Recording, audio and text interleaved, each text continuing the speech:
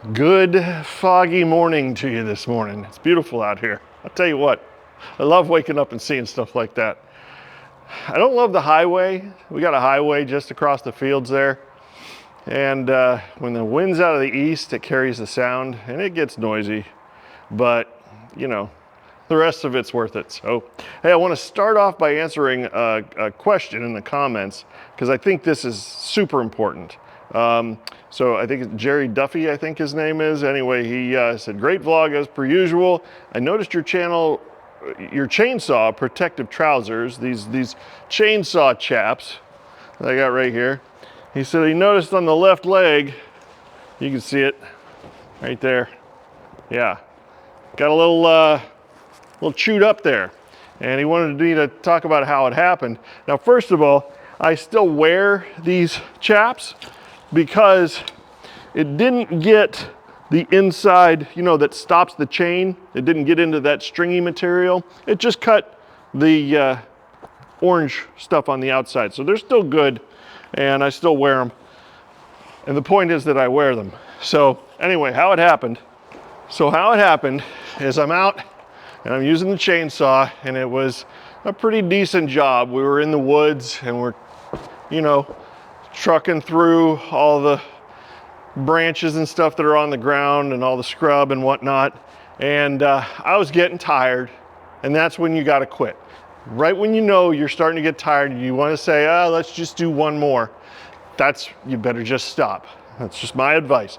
Now, I had the chaps on, and I was cutting, and when I get done cutting, I swing my saw over like this. Got my right hand available, and I just like to have, well, I got sloppy and it came down like this. And it just, if you can see, touched the leg there, right there. Yep. If I wasn't wearing them, it'd have been a trip to the hospital for sure. Because I keep my saw sharp, and that would have, just that little nick, just that little tiny bit. I wasn't even revving the saw. It was just idling and it was just finishing spinning. Bam. That's all it takes. So PPE, guys.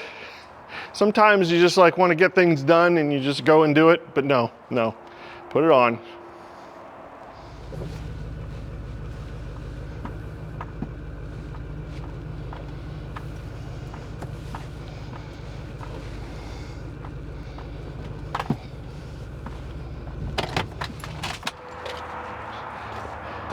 You know, guys, the questions I get, you know, I try to answer them in the comments, but a lot of them have to do with just my day-to-day. Like, let's whack the camera with the door. Yeah, anyway, you know, so let's go through some of this stuff. So here's what happened here. I delivered that load that I showed you in the last video, and the customer wanted me to stack it. So yes, I stacked it out of the trailer into a wheelbarrow and wheeled it up, and I stacked it behind his house. That type of thing, if I'm gonna have customers like that, that's gotta change. There's gonna be a different way to do that for sure. And let me tell you, I watched Adam from Hometown Acres show his friend and his firewood business and the way he does stuff, and that's got me thinking. Boy, does that have me thinking. That's, you know, that's an investment down the road, but it's certainly a direction in which I want to head on delivering firewood. If this is going to get bigger and I'm going to do it more often, then there's going to be big changes there. Anyway, so this is what's left over. I over-delivered, way over-delivered, and I stacked. I'll show you a picture of the stack. You can tell I didn't short him at all. That is a full cord right there, and this was what was left in the trailer that I had to bring back. So I'm going to stack this in a tote.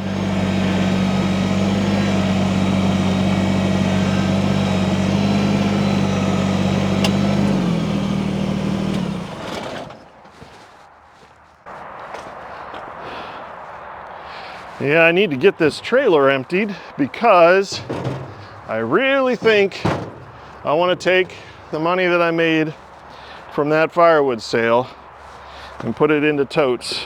And the reason for that is, you know, there's no guarantees tomorrow. If he's still got them now and he's still got them at that price, then I'm going to take them. I think it's a smart thing to do. It's hard to make $300 doing firewood, you know? That's money, that's profit. And it'd be great if I could take that money and buy something that I just want. I don't know. I think it's smart. I think I should put it back into the business.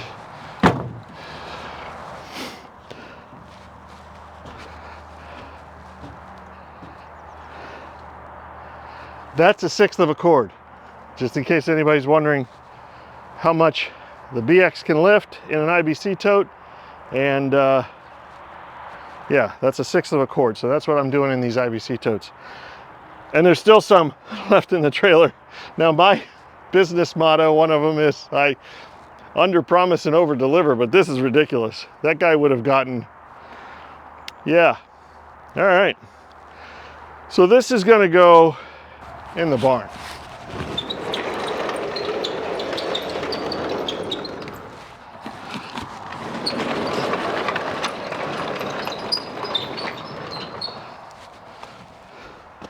This stuff is dry and ready to deliver. It's 100%, well, it's less than 19% is what it is. Anyway, I don't see any reason to put this back in the fields where it can get rained on because it's oak. If you know anything about oak, hardwoods, most of them shed water, no problem.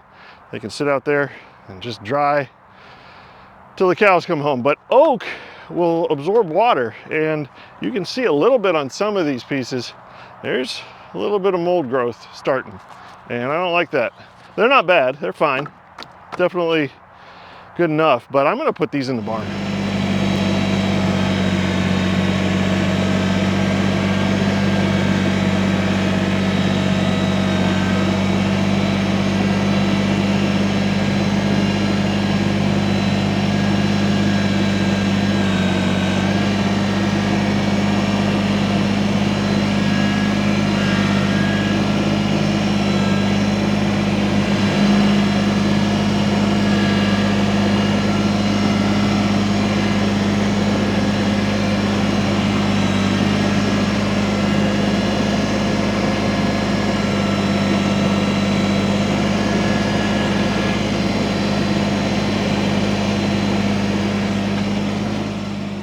Yeah, I don't know. This is another one of those experiments. I'm just gonna try this.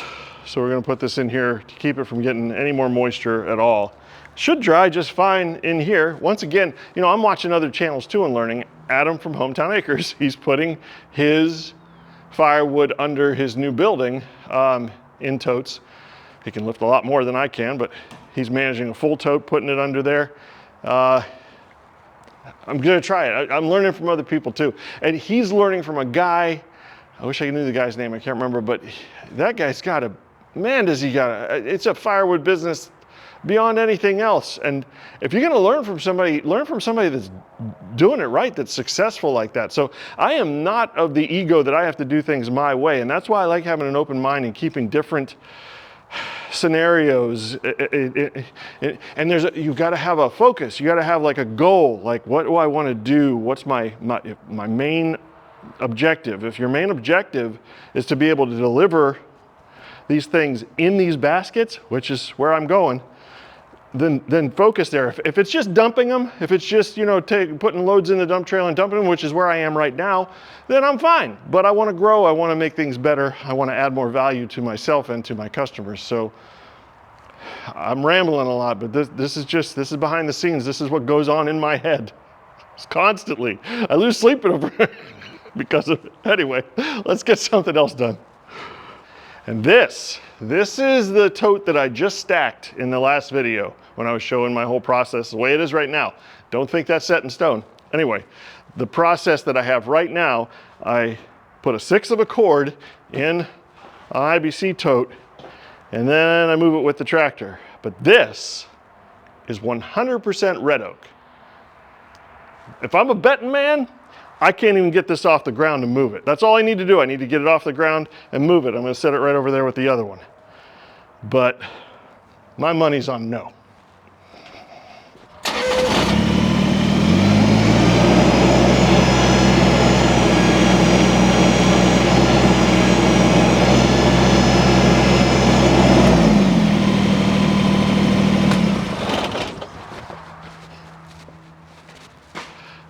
I just lost some money and I'm happy about it. I can't believe it.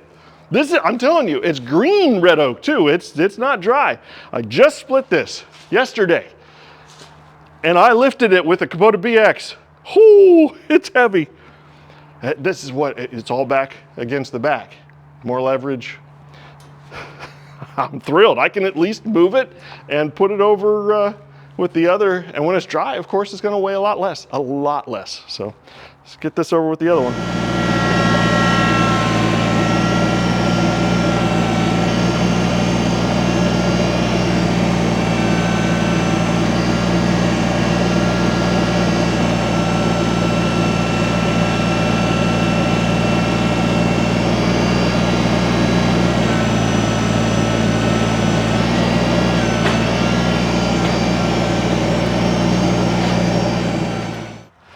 Yeah, that is a huge deal. That's big to be able to move this. Red oak, that's the heaviest wood I'm ever gonna see, is red oak. And I can move 1/6 of a cord of it with the BX.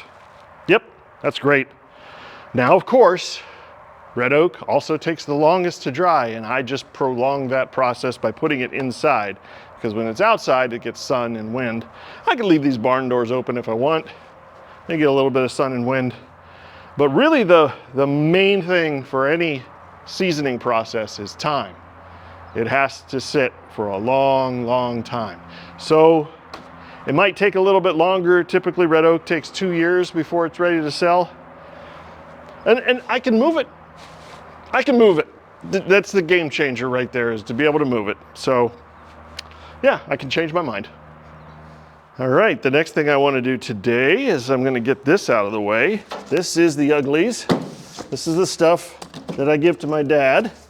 And I just throw it into another IBC tote, and I'm going to take this and I'm going to dump it out in the concrete wood yard out there.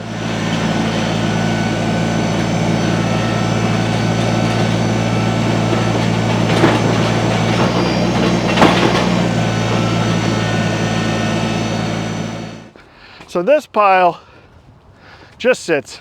It just sits out here in the open.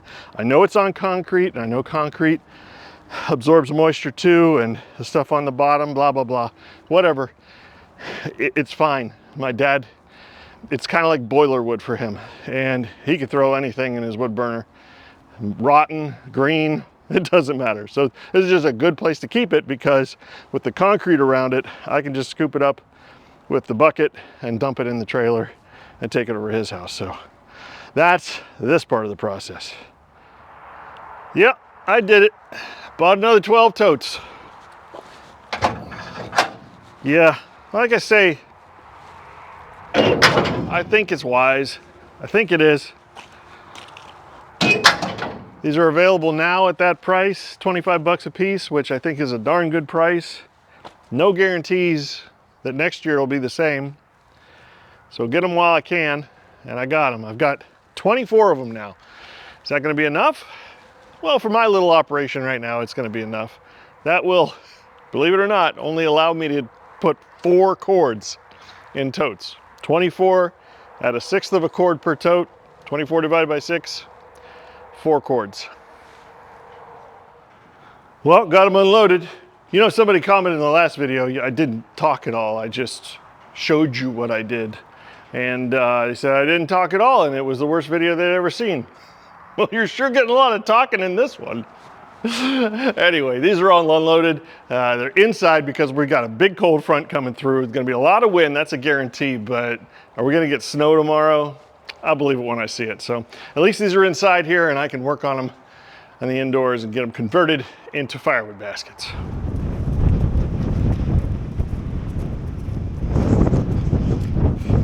Well, the cold front is here. Obviously, whoa, got some really strong winds, and I'm done working for the day, but I just gotta go down and I gotta check on that tarp that I hung up.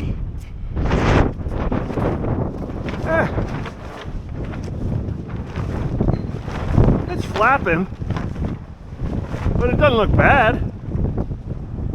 Not ripped out or anything. That's all I was really worried about. I think I'm gonna shut those doors.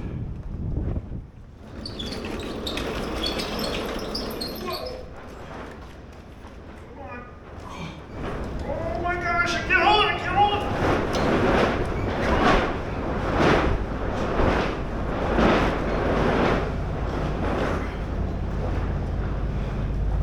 Just give me a second.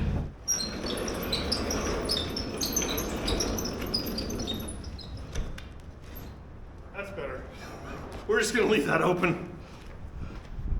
Yeah, the other door over there, the second door, the big door, it has a double latch on it. I gotta put another latch on this one, otherwise that would have ripped it right off the track. I'm just gonna leave that open. And this tarp, I think it's doing just fine. I really would like to get another rope under the center of that. Yeah. Okay, we're good. Well, if you watched the Pittsburgh Steelers lose to the Cleveland Browns last night, you know we got our snow here in Northeast Ohio. But this area, and I mean this specific area where I live, is so weird. These big systems a lot of times just split in half, and a lot of snow will go towards Pennsylvania and a lot of snow will go towards Cleveland. When we get the most snow is when it comes wrapping around over the lakes and it comes down and gives us that lake effect snow, and we get a residual effect from that.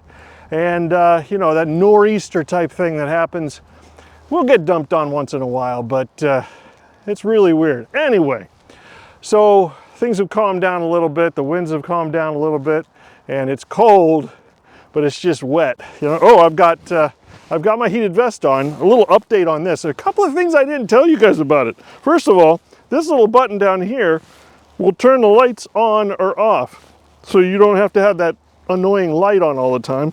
And each one of these little buttons can individually select how much heat you want in every section. You got one on the neck, on the back, and in the pockets, and those three buttons there, you can set them to whatever level you want. So that was kind of cool that I learned. Other people were asking how long the battery lasts. I can't tell you exactly, like I didn't just leave it on and let it go, you know, but I've charged it one time since I got it. Was that over a month ago? I think, yeah. And I wear this just taking my daughter out to go to school. I just throw it on. It's a nice little, it just makes you a little toasty. So I'm using it a lot. I am definitely using it more than I thought that I, actually no, I'm not using it more than I thought. I knew I was gonna use this. So anyway, that just gives you an update on that. And I wanna talk finally about the money I'm spending on a firewood business. So it may seem strange that I'm kind of griping a little bit about buying $300 worth of IBC totes. Now it's been $600 total. That's selling 2 cords of firewood to buy these, and putting money back into a firewood business just seems crazy.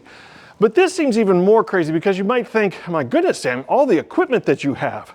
Let's talk about that real quick. We'll start with the most expensive piece of equipment I own, and that's this F350 truck. It's a 2009. I got an extremely good deal for my opinion. I think I got a really good deal on it. I only owe $9,000 on it right now, and it's probably the only piece of equipment that I do owe money on.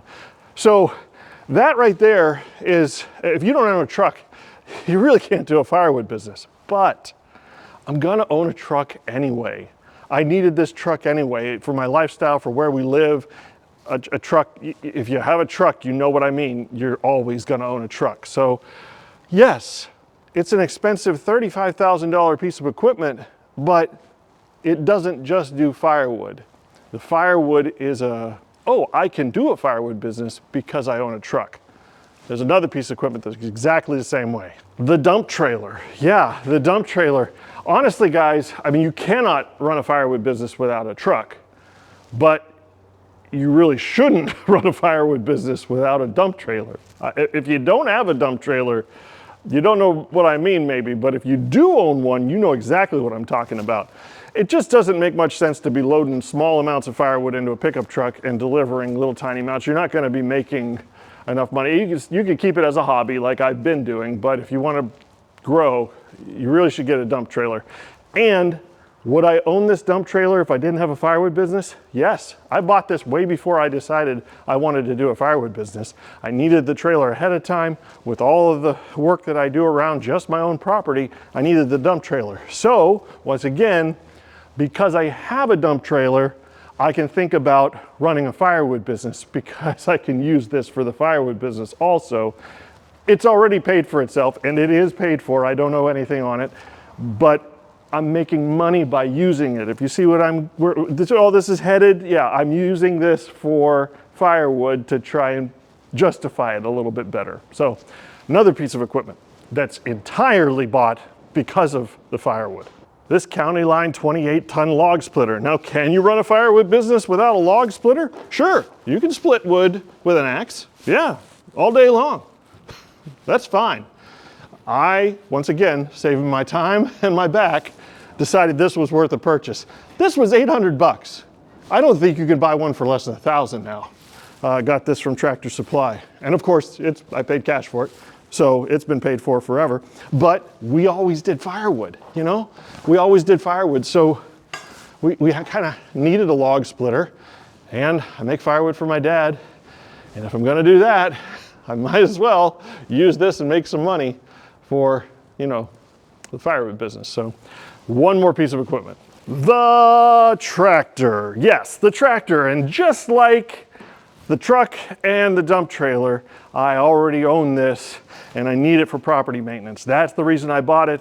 But if I have a tractor, I'm going to try to make sure that everything I do, I use this tractor to save my time and to save my back. So I use the tractor for firewood, but it's certainly not a specific tool that I bought just because I want to do firewood. And that, in a nutshell, is how I think when I think about growing this business. Now, I owned a successful wedding videography business before. I really enjoyed doing it. And like I said, it was very successful. But for years, when I started that business, I shot weddings for free to try and grow things and learn things and everything. And there's that, in any small business that you start, growing pains where you have to kind of, you know, take a loss. You got to take a loss before you start making a profit. And with the firewood business, it's even worse than that. You got to be crazy. You just have to be a little bit crazy. And I'm already doing firewood anyway, and I'm trying to sell a little bit at a time, you know, but if I'm going to do it, you know, a business that doesn't grow dies. So if I'm going to try and do this, I need to make it grow. And the firewood totes, you know, they're definitely a big part of it for me. I watch, like I was saying earlier in this video, I watch Hometown Acres, and I watch that guy, gosh, I can't remember his name anyway. He's got this huge firewood business, and he's delivering his firewood with kind of like a Moffett, powered hand truck is really what it is. And it's all terrain, so he can go over people's lawns without hurting their lawns, and he brings them up. And you could watch that video. Go check out Adam's channel, Hometown Acres, and the video's already got 250,000 views, so a lot of people are watching it. But I learned from that, and I thought, you know what? That's probably where I want to be. But to buy that piece of equipment, that would be entirely for the firewood business. So I'm going to do what I do now, but I'm going to have that goal in mind. I'm going to have that vision, and I'll start saving my pennies. And someday, if I can, I might buy one of those, and I'll be able to deliver full IBC totes with 1/3 of a cord in each one, and have pre-stacked, pre-dried, pre-stacked beautiful wood to be able to deliver to customers that they won't have to touch until they want to put it in their fire. Not dumping it in their driveway like I do now or in their yard, but delivering the totes. So this is where my brain is. Just trying to let you, if you guys are thinking about growing a firewood business or you know, have these kind of thoughts in your head that keep you up at night, then, you know, just sharing. So lots of talking in this video. So if you didn't like the last one, you gotta like this one, or you might hate this one and want to go watch the ones where I don't talk so much. Anyway, I appreciate you stopping by either way, because we're all in this to learn, and we're all in this to, you know, have fun and try and make our lives a little bit better, try and save our backs and save our time. And anyway, that's where I am. We'll see where I am next time when I'm doing more stuff. See ya.